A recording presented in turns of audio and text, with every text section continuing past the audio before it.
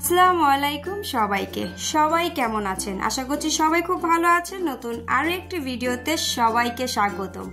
আজ কিন্তু আমি রুই মাছ আর মূলা দিয়ে দারুণ একটি তরকারির রেসিপি নিয়ে চলে এসেছি। যে মূলা না খাবে সেও কিন্তু এই তরকারি পেলে চেটেপুটে খাবে আর বুঝতেও পারবে না এটা একদম মূলার তরকারি। তো চলুন শুরু করা যাক।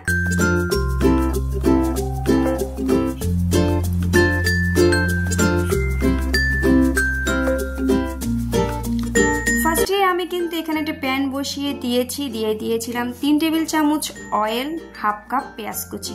এখন পেঁয়াজটাকে খুব ভালো করে কিছুটা কিন্তু আমি ভেজে নেব।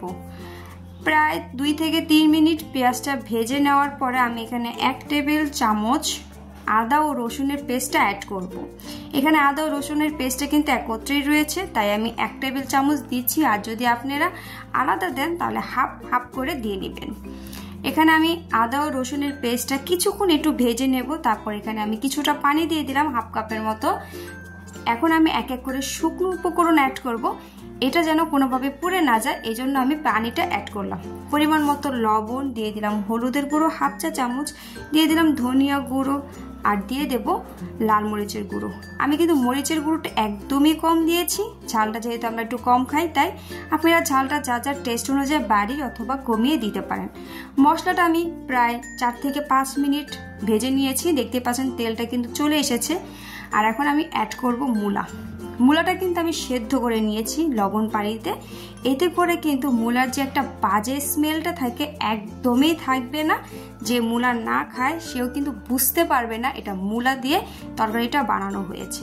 তাই অবশ্যই 5 থেকে 6 মিনিট লবণ পানিতে মূলাটা সিদ্ধ করে পানিটা ফেলে দিলে একদমই গন্ধমুক্ত হয়ে যাবে তরকারিটা। তো এখানে আমি পর্যাপ্ত পরিমাণে পানি দিয়ে দিলাম।